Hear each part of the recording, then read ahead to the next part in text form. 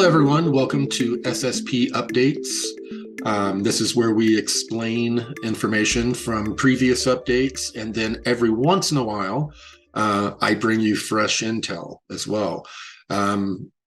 This happens to be one of those times. I know we've been talking about bringing the Zulu information, which is fascinating to a lot of people. It's out there to read, and we're excited to expand upon it.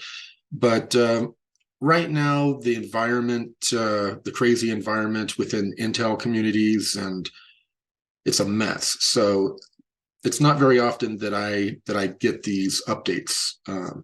They just don't happen as much anymore. So I received a little bit of information that I want to share with everyone this week, and Mike is going to assist me. How's it going, Mike? Thanks, Corey. It's going pretty great. Yeah, I love getting these updates, and I love getting a chance to ask you so many more details about some of the nuances of these. It's pretty public knowledge now that there's a lot more movement going in Congress since we had the congressional hearing with David Grush, and it seems like things are accelerating now with many congressmen, Tim Burchett also being one of the leading people trying to really push for more hearings, more disclosure wherever we can get the disclosures happening. But I guess there's a lot of pushback in this process too. Yeah, there is. There's a lot of pushback. Quite honestly, at this point, the UAP whistleblowers would love to have had the disclosure community stable and ready to fight behind them, but they're on their own pretty much. And so they do need our support right now, making calls to Congress, emails, all of these activist types of things that we covered in our recent online webinar. You should check that out. Mike can put some information in, but yeah, we're hearing a lot about, Congress really becoming more and more active. And I recently received a bit of an update on what's going on behind the scenes.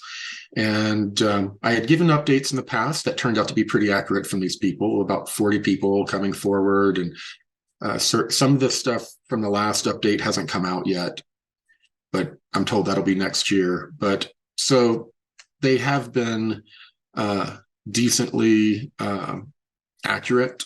And so I figured I would share the information with everyone today. Great, thanks. So you're mentioning 40 whistleblowers. First of all, maybe we should clarify, is this a very specific group that's working together, or is this just a general term for people who have been coming forward? It is a group of 40-ish people that has been organized by the people behind David Grush themselves. There might be little groups of 4 or 5 of them that have known each other for a long time and that are talking in the background, but it's not 40 of them all getting on a bridge call and just, taking a vote to do this. It's I don't know how to explain it other than that. That makes sense. Congress is receiving major pushback in the background from the military intelligence community about UAP transparency. It's more than we're hearing about publicly. They're being obfuscated and just little games being pulled to cause problems quite a bit. And within Congress, there are, and I think we're going to get a list at some point, a number of representatives who are heavily paid by the defense contractors, and it's all documented publicly. But some of these people are the ones causing a lot of pushback in Congress, as well as people being threatened losing their level of access to certain programs, even though they're in the Gang of Eight. There's like all kinds of weird things going on, I'm told. And these 40 whistleblowers, Congress, a lot of people in Congress are acting as though we really want to see this. We know there's something there. Well, they're saying this, but a lot of them have already been given unauthorized briefings from some of these people where they've been shown documents, video, photographs, that sort of thing. So there's no way to really put the cat back in the bag, because some of these documents have been shared with some kind of well-known people right now in the nuts and bolts UFO ufology movement. and they're expected to start coming out next year. There's no way to put the genie back in the bottle at this point. We're going to start getting disclosure. It's going to be a very slow and controlled disclosure, unfortunately, but that's what we're getting. Just because we're not getting full disclosure, it'd be idiotic of everyone to start throwing rocks at them. We got to take what we can get. But some in the community are doing that. It's really weird. So it's also been noted by the Alliance. They've noticed the exact same people that attacked me and others are now attacking David Grush in this process. But in addition to that, there are additional laws that are being there as they are finding out more in the background from these secret briefings. They're finding out details of things they need to investigate and laws they need to pass. So there are going to be more eminent domain types of laws coming out next year. And these new laws are setting up a huge legal battle between military intelligence, a handful of aerospace and other materials types of corporations, and Congress. They're going to be fighting it on the base of national security, and also the big argument is going to be how much proprietary technology and materials have been developed from it, who owns all of that. There's a big legal battle keying up, but the legal battle itself will be an admission that this is real, to a degree. We don't, that something's real about it. That battle alone is going to be an admission, as if we need it at that point. So you think that's going to be public knowledge? They won't be able to cover up all these legal proceedings. No, these legal things will be like in federal courts and that sort of thing. So it'll be public. Right. Now, what I was also told is that these legal battles and all these little things that are being done in the background to just stymie and slow down this investigation, it's being done as a stall tactic, that these aerospace companies are currently building other facilities that are proper for them to continue their studies on, and they are preparing to move these technologies outside of the US and into international waters, meaning, who knows, that could be Antarctica, or it could just be deep in the earth. There's been a legal argument for decades made by these companies anyway, that just like certain distance off of our shores, you're in international waters, you're not under legal authority of that group. They say the same thing about the depth of the earth.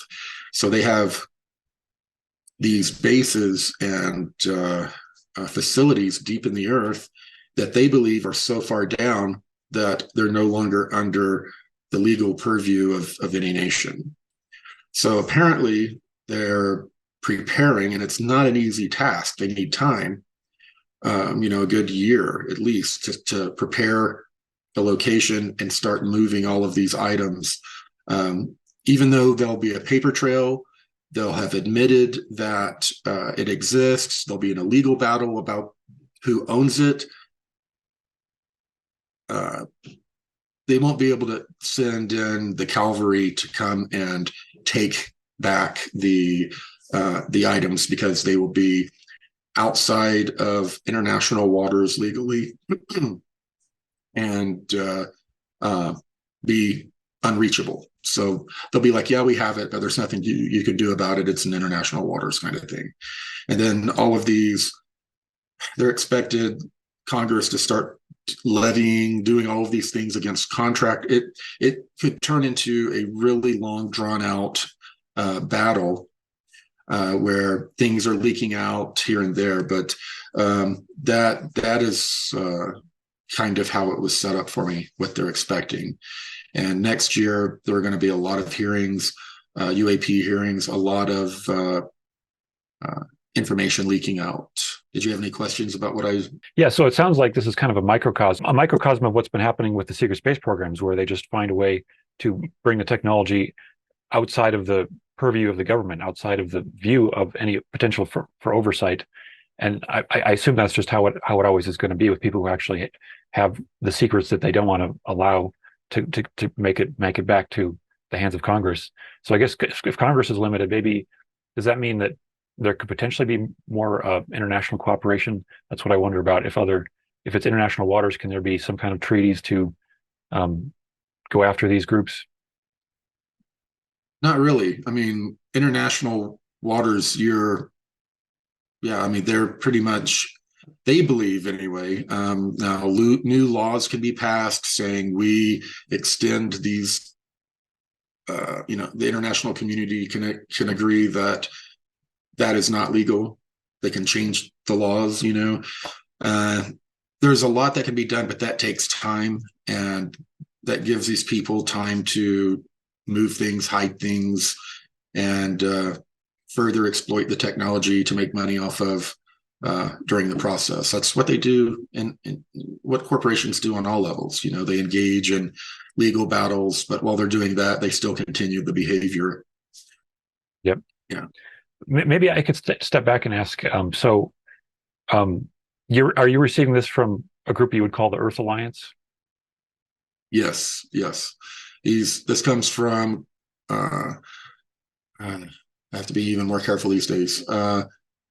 Yeah, people that have currently or formerly in the military and that are connected to the Earth Alliance. Okay. What's Um, left of it?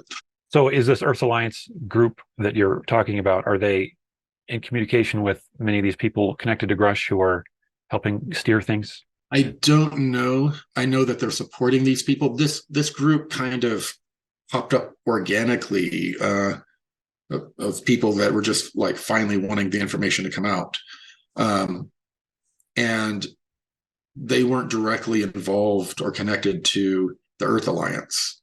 But the Earth Alliance has kind of moved in, and I don't know the level of communication, but they're fully supporting that movement now, and they're asking everyone else to do that as well. So that's as much as I know about the relationship. All right. Another thing that you shared with me, an interview with John Ramirez, where he was talking about the ET supposed deadline of 2027, where they were expecting humanity to become more aware of the presence of ETs. Um, do you know anything more about that timeline, that subject? Yeah, I think that he was just hearing the same rumor that was going around. That's the rumor that's been going around. Depending on who you talk to, it's 2027 or 2028. The people I had heard from said 2028, that we had been given some sort of deadline to make the presence known of some certain ET group, because between now and then they were going to start doing it. They were going to start appearing more and more in the skies. And between now and then, I'm told to expect an exponential increase in people seeing UAPs, not contact, but just visual. That's how it's going to begin. Um, so we'll show that clip. In many ways, I think the word got out within the government that they're showing up in 2027, and we better be prepared. And if not, there's going to be a lot of explaining to do. And so I think that dialogue has happened within inside the government, in certain areas inside the government. But yes, my information also, I've heard it from a number of sources, and I think I even put it out, it's almost a couple years ago now, that 2028 is when we're going to be introduced to a certain type of group. And between now and then, we're going to be informed of 3 or 4 other ETs, one group being hostile, and the other 2 or 3 that they're going to let us know about are going to be somewhat indifferent to humans. So that is supposed to come out leading up till this grand revelation in 2028 or so. You think it's part of a strategy that they're not talking about any positive groups, or is this just the information that they have? I think the positive groups made offers to us early on not to go the way of nuclear weapons, stay away from the Greys because they were tricksters. And we ignored them. We've tried shooting them down to get their technologies. We've haven't proven to be very trustworthy to the positive ones. The negative ones, various governments through time on our planet have made deals with them. So they've become entangled with us much more than the positive ones.